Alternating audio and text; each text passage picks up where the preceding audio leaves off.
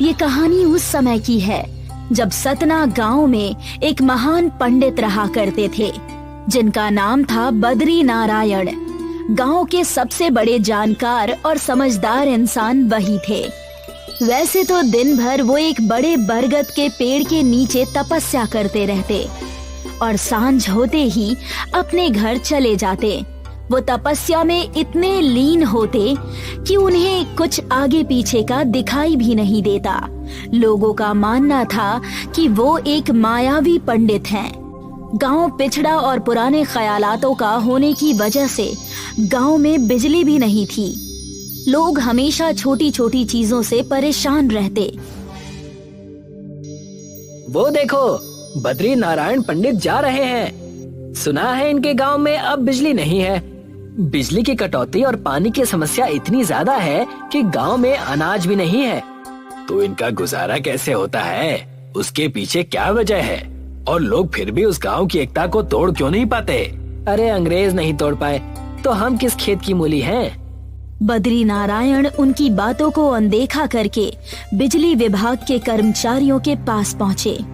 मैंने आप सबसे कितनी बार कहा है कि हमारे गांव में बिजली की समस्या का समाधान करिए। बच्चे पढ़ नहीं पाते, बुजुर्गों को रात को दिखाई नहीं देता और आप है कि हाथ पर हाथ रखे बैठे हुए हैं। हमने आपके गांव की अर्जी हमारे सारे बड़े कर्मचारी और बड़े साहब को भेज दी, लेकिन उनकी तरफ से कोई जवाब नहीं आया है। ये हम कई सदियों से सुनते आ रहे हैं और अगर ऐसा है तो आप एक काम करिए, आप कुछ मत करिए, हम अपना प्रबंध खुद कर लेंगे। इतना कहकर बद्री नारायण पंडित वहाँ से चले गए। बड़े साहब, आपको पता है ये पंडित बहुत बड़ा मायावी पंडित है। जो कह देता है वो बातें हो जाती हैं। मैं जानता हूँ, लेकिन मैं क्या कर सकता हूँ? इनके बारे में मैंने भी बड़ी कहानियाँ सुनी हैं और सारी की सारी सच। बद्री नारायण अपने गांव में जाकर सारी समस्या उनसे बताता है। उनकी बातें सुनकर सारे गांव वाले निराश हो गए। तो अब हम क्या करेंगे? इस बिजली की तकलीफ की वजह से गांव को बहुत नुकसान हो चुका है। अब मैंने सोच लिया है कि हमें किसी की मदद नहीं चाहिए। जो कुछ करना है वो हमें ही करना है और ये सिर्फ मैं करके दिखाऊंगा। मुझसे गांव का दुख अब और नहीं देखा जाता। सारे गांव वाले अपने अपने घर जाकर सो जाते हैं, लेकिन उस रात बद्री नारायण पंडित को बिल्कुल भी नींद नहीं आती और वो अपनी तपस्या वाली जगह पर जाकर वहाँ बैठ गए। हे वृक्ष देवता, मैंने और मेरे गांव वालों ने ऐसा कौन सा पाप किया है जो हमें इतना दुख भोगना पड़ रहा है? मैं आपकी इतनी पूजा अर्चना करता हूँ, हर जगह आपके गुणगान गाता हूँ, फिर भी इतने दुख दे रहे हो। ये तो सरासर अन्याय है। बद्री नारायण पंडित अपनी व्यथा उस बरगद के पेड़ के पास रखकर रो ही रहे थे कि वहाँ पर वृक्ष देवता प्रकट हो गए। वृक्ष देवता को देखकर पंडित बद्री नारायण बहुत खुश हुए। प्रभु, कहीं मैं सपना तो नहीं देख रहा? मेरा जीवन सफल हो गया प्रभु, मैं धन्य हो गया। उठो राजन, ये सब तुम्हारे किए हुए अच्छे गुणों और स्वभाव का नतीजा है। तुम्हारी घोर तपस्या और निरंतर प्यार की वजह से मुझे आना ही पड़ा। अब आप आ ही गए हैं तो हमारे दुख मिटा दीजिए। हमारा गांव बिजली की समस्या की वजह से बहुत परेशान है। अब मैं आ गया हूँ ना, तो तुम उसकी चिंता मत करो। इस बरगद के पेड़ को मैं बिजली का पेड़ बना दूंगा, जिससे तुम्हारे और नगर वासियों की हर एक समस्या खत्म हो जाएगी। जैसे ही वृक्ष देवता ने ये बात कही, पूरे पेड़ पर बिजली आ गई और देखते ही देखते पूरे गांव में उजाला हो गया। सारे गांव वाले वहां पहुंच जाते हैं और वृक्ष देवता को प्रणाम करते हैं। हम धन्य हो गए कि आप हमारे गांव को अंधकार से बचाने के लिए आ गए। बस याद रहे, मेरे इस वरदान का कोई गलत उपयोग ना करे, वरना उसे पाप लगेगा। जब भी कोई मानव इस बिजली के पेड़ का गलत उपयोग करेगा, उसे तुरंत ही सजा भुगतनी पड़ेगी। सारे गांव वाले बिजली के पेड़ और बद्री नारायण पंडित के इस उपकार को देखकर बहुत खुश हो गए, लेकिन वरुण इस बात से बेहद दुखी और संकोच में पड़ जाता है। वैसे पंडित जी ने बड़ा उपकार किया गांव वालों पर, वरना अंधेरे का साया हमारे गांव से जा ही नहीं रहा था।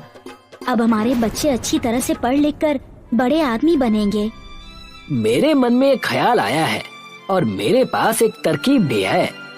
आपका चेहरा देखकर पता चल रहा है कि जरूर आप किसी गलत चीज के बारे में सोच रहे हैं।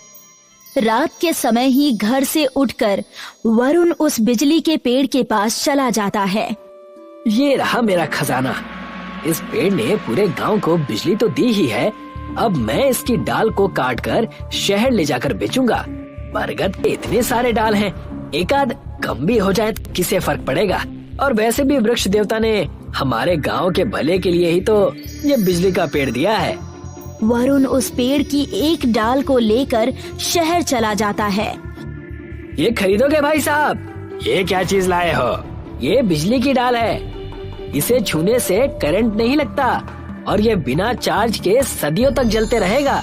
तुम्हें खरीदना है तो बताओ, वरना मैं किसी और दुकान पर जाता हूँ।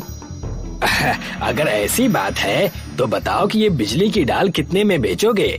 ये बहुत महंगी है और शहर में इसकी जरूरत पड़ सकती है।